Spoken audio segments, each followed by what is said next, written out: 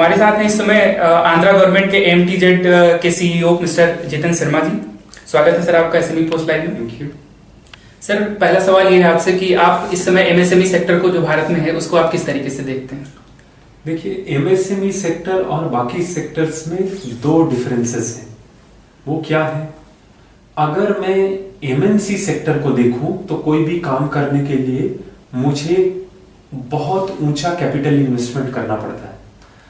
अगर उसी काम को मैं छोटे मायने पे, कम मायने पे एमएसएमई में करूं तो मेरा कैपिटल इन्वेस्टमेंट कम लगता है। इसका मतलब मुझे अपने रिटर्न ऑन इन्वेस्टमेंट के कारण बहुत ज्यादा लोन लेना पड़ता है। तो मेरा जो पूरे सेक्टर एमएसएमई सेक्टर का जो पूरा डायरेक्शन है वो लो कैपिटल इन्वेस्टमेंट मॉडल का डायरेक्शन है। दूसरा डिफरेंस एस्टैब्लिश्ड मल्टीनेशनल और एमएसएमई में ये है कि जो स्किल है वो एमएसएमई सेक्टर में बॉटम ऑफ द पिरामिड का स्किल लगता है। इसका मतलब ज्यादा रोजगार और वो उन लोगों को रोजगार जो कि बहुत ज्यादा स्पेशलाइज्ड नहीं है। तो सोशली एमएसएमई का प्रभाव सोसाइटी के ऊपर, कॉमर्स के ऊपर एमएनसी से बहुत ज्यादा है, क्योंकि एमएनसी सेक्टर में हाई एक्सपोर्ट ओरिएंटेड सेक्टर में हमें बहुत ज्यादा स्पेशलाइज्ड स्किल लगता है ना। तो एमएसएमई सेक्टर में अगर कॉस्ट ऑफ कैपिटल कम है और रोजगार ज्यादा मिले उन लोगों को जो स्पेशलाइज्ड कई चीजों में स्पेशलाइज नहीं है, इन दो कारणों की वजह से एमएसएमई बहुत ही ज्यादा महत्वपूर्ण है for industrial promotion, industrial progress. Sir, क्या डिफिकल्टीज हैं इस समय एमएसएमई सेक्टर के सामने आपकी नजरों में सबसे बड़ी? तीन। पहली, एमएसएमई सेक्टर उन चीजों को बनाता है या उन सर्विसेज को बनाता है जो आमतौर पे लोग यूज कर सके, है ना, जिनका कोई बहुत ज्यादा ब्रांड का फैलाव नहीं है।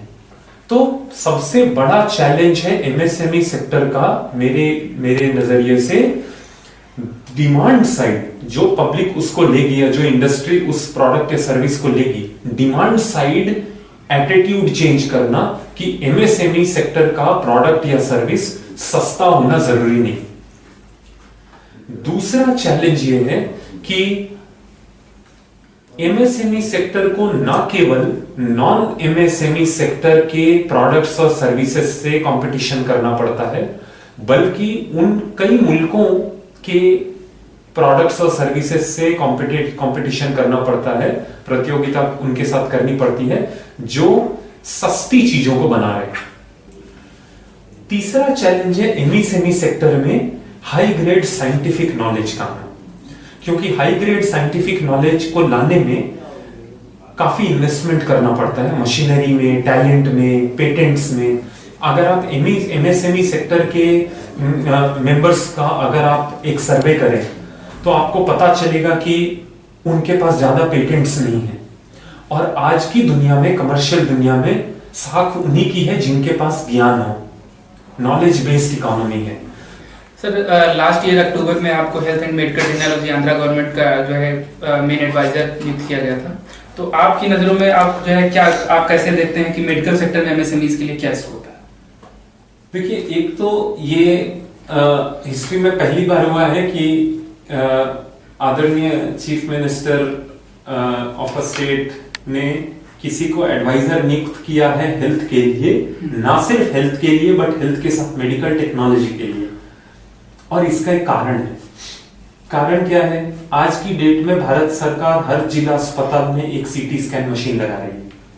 मैं उदाहरण दे रहा हूं, वो सीटी स्कैन मशीन हम पब्लिक प्राइवेट पार्टनरशिप में लगाते हैं। तो कोई प्राइवेट पार्टनर हमें कोट करता है 1000 रुपए पर सीटी स्कैन। अब जब 1000 रुपए पर सीटी स्कैन हम कोट करते हैं तो प्राइवेट पार्टनर सीटी स्कैन लगाता है और मरीजों को फ्री सीटी स्कैन मिलता है। लेकिन सीटी स्कैन मशीन कहां से आती है? हिंदुस्तान के बाहर से। इसका मतलब है 1000 रुपए पर सीटी स्कैन में 70%, 80% पैसा वापस बाहर जा रहा है।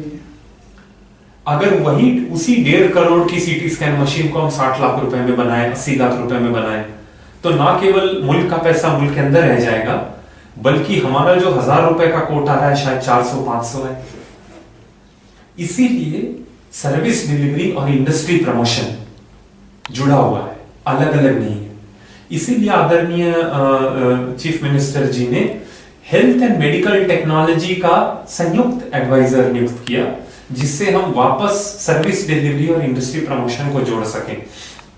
15 अक्टूबर को मेरी नियुक्ति हुई थी और उसके बाद से करीब 12 प्रोग्राम्स, 6-8 महीने में राज्य सरकार 12 प्रोग्राम्स निकाल चुकी है, इंप्लीमेंट कर चुकी है।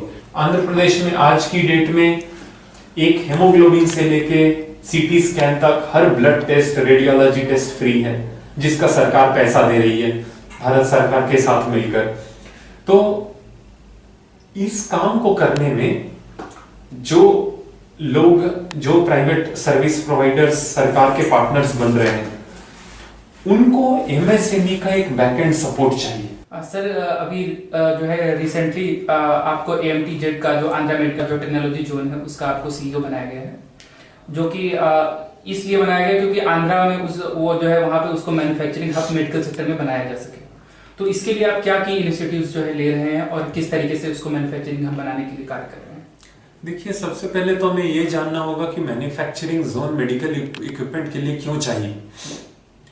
आज की डेट में हम स्टील बनाते हैं, टाइटेनियम होता है, हमारे मैन्युफैक्चरर्स को कहीं विदेश भेजते हैं कुछ ऐसे प्रोसेसेस के लिए, उत्पादन पद्धति के लिए जो जिसकी हमारे यहाँ फैसिलिटी नहीं है, जिसका सुयोग हमारे यहाँ नहीं है।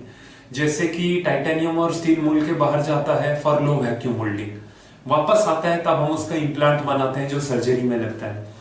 अगर आप किसी से कहें कि लो वैक्यूम मोल्डिंग के लिए आप बाहर क्यों भेजते हैं, तो वो मैन्युफैक्चरर हमसे कहेंगे कि क्योंकि लो वैक्यूम मोल्डिंग की मशीन 10 करोड़ में आती है। ऐसे कई टेस्ट हैं जिनको हम सिंगापुर, जर्मनी, विदेश भेजते हैं, जिसके लिए काफी पैसा मैन्युफैक्चरर्स लगाते हैं और वो फैसिलिटीज हमारे यहाँ नहीं है। मेडिकल डिवाइस मैन्युफैक्चरिंग इंडिया में नहीं आ पाई, भारत में इसकी पकड़ नहीं आ पाई क्योंकि हमारे यहाँ वो फैसिलिटीज अभी तक नहीं थी।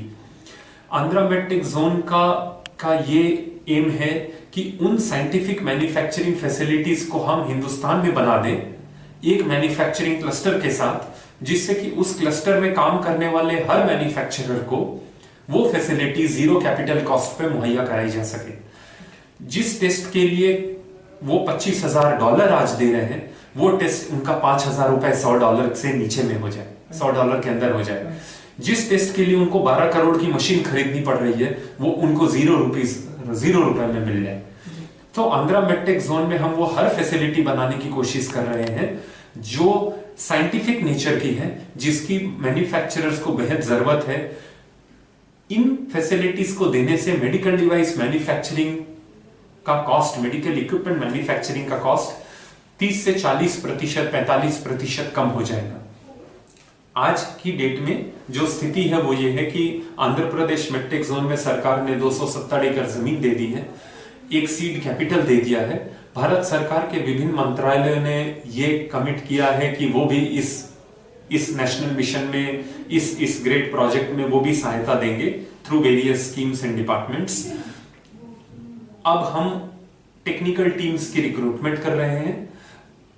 केपीएमजी को टेंडर्स के थ्रू सिलेक्ट किया गया है as a project consultancy firm, जो कि हमें एक डिटेल्ड प्रोजेक्ट रिपोर्ट बनाकर देने वाली है 30 दिनों में। उनकी रिपोर्ट के आने के बाद 30 दिनों में उनकी रिपोर्ट आ जाएगी और उसकी रिपोर्ट के आने के बाद इस रिपोर्ट को, जो कि इस आंध्र प्रदेश मेडटेक जोन के विजन को एक एक्यूरेट मास्टर प्लान में कन्वर्ट करने की कोशिश की जा रही है इस रिपोर्ट के द्वारा। इस रिपोर्ट के आने के बाद हम इस रिपोर्ट को साल भर में इंप्लीमेंट करना चाहेंगे, जिसके तहत करीब 300 फैक्ट्रीज, 300 से ज्यादा फैक्ट्रीज 1 एकड़ की जमीन पे हर एक यूनिट बनेगा और ऐसे 300 यूनिट मिनिमम बनेंगे। हर वो साइंटिफिक फैसिलिटी जिनकी मैन्युफैक्चरर्स को जरूरत है, 18 से 20 लेबोरेटरीज, वेयर हाउसेस, 80 से 100 ऑफिसेस, कॉन्फ्रेंस रूम्स, शोरूम्स, ये सब कुछ बनाया जाएगा। और हमारा ये एम है कि 1 साल के अंदर वो 300 फैक्ट्रीज, 18 से 20 साइंटिफिक फैसिलिटीज, लेबोरेटरीज, शोरूम्स सब कुछ बन जाए, जो कि अगस्त 15, 2017 को हम इसको देश को समर्पण करने की समय सीमा रख सकें। सर क्वालिटी बहुत बड़ी प्रॉब्लम होती है एमएसएमई सेक्टर के साथ, मैन्युफैक्चरिंग में खासकर, उसके लिए क्या सोल्यूशन है आपकी? उसके लिए 3 सॉल्यूशन है। एक, रेगुलेटरी क्वालिटी जो कि सरकार निर्धारित करती है। उसके लिए कोशिश की जा रही है कि आंध्र प्रदेश मेडटेक जोन के अंदर एक रेगुलेटर का, सरकार का ऑफिस वहीं हो, जो कि जिन मशीनों का, मेडिकल मशीनों का उत्पादन वहां हो, उनकी सर्टिफिकेशन, लाइसेंसिंग वहीं हो सके। दूसरी क्वालिटी है वॉलंटरी सर्टिफिकेशन। हम लोगों ने, क्वालिटी काउंसिल ऑफ इंडिया ने और Indian medical device manufacturing association ने मिलकर क्वालिटी स्टैंडर्ड्स बनाए हैं मेडिकल डिवाइस मैन्युफैक्चरिंग के लिए। उसका नाम है ICMED, Indian certification for medical devices. उसको भी हम बढ़ावा दे रहे हैं और उसकी भी सहूलियत दी जाएगी आंध्र प्रदेश मेडटेक जोन में। और तीसरी क्वालिटी होती है विदेशी स्टैंडर्ड्स के बराबर की क्वालिटी। उसको हम सीई कहते हैं, एफडीए कहते हैं। और हमारी कोशिश ये रहेगी कि इन संस्थानों के सर्टिफिकेशन एजेंसीज भी इस क्वालिटी के पैमाने को परखने वाली एजेंसीज भी आंध्र प्रदेश मेडटेक जोन के अंदर हो। इन हर 3 तरीकों से हम चाहेंगे कि जो मशीनें भारत में आंध्र प्रदेश मेडटेक जोन में बनेगी वो ना केवल नेशनल बल्कि इंटरनेशनली बेंचमार्क क्वालिटी पे हो। हमसे बात करने के लिए आपका बहुत बहुत थैंक यू।